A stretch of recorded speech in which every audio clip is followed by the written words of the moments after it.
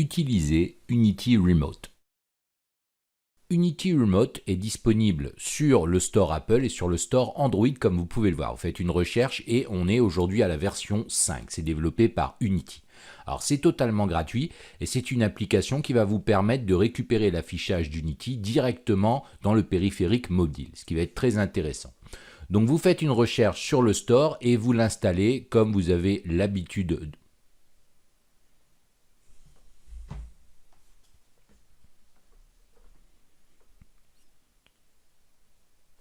Unity Remote est une application disponible dans le store Android et sur le store Apple.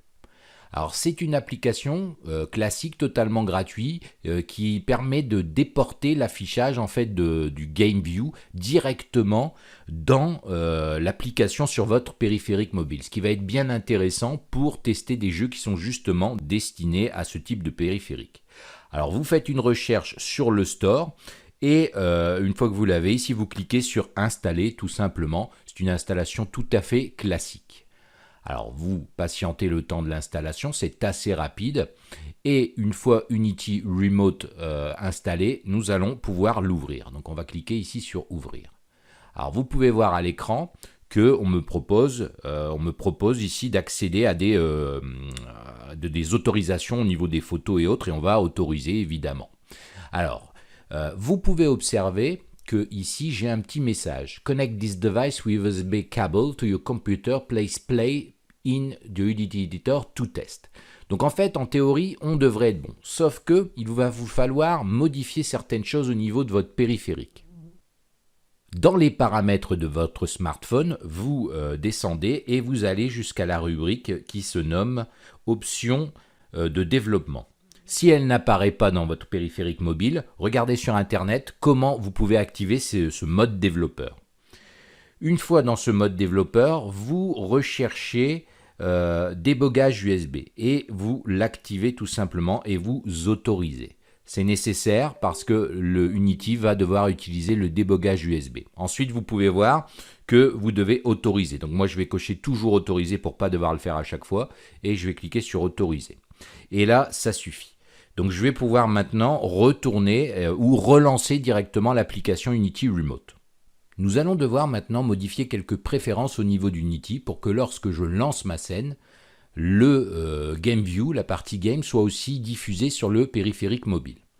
Alors, j'ai ici créé un simple cube qui fait une rotation et pour le moment, on va essayer maintenant de diffuser cette scène grâce à Unity Remote. Donc on va aller dans Edit, Project Setting. Et là, on va tout simplement aller au niveau de l'éditeur. Et au niveau de l'éditeur, vous avez ici Unity Remote. Vous avez quelques paramètres que vous pouvez modifier si vous le désirez. Vous pouvez voir ici que vous avez les résolutions. On va mettre en normal. Et vous avez beaucoup de possibilités. Ce qui va vraiment nous intéresser, ce qui va être primordial, c'est passer ici Device en Any Android Device. Ou évidemment, si vous êtes sur iOS, sur Mac, la chose correspondante ici pour iOS.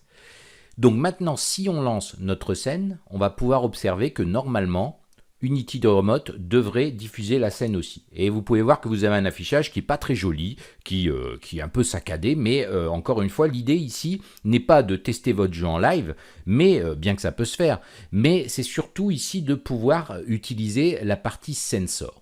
Alors justement à ce sujet, regardez, j'ai créé un petit script qui me permet de faire une rotation de l'objet, du cube.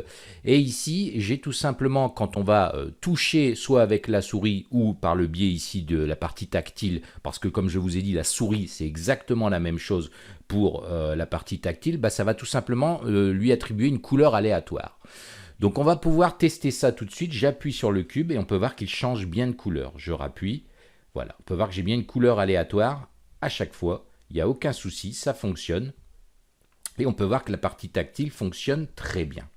Alors ça fonctionne aussi si je clique ici avec ma souris sur l'écran.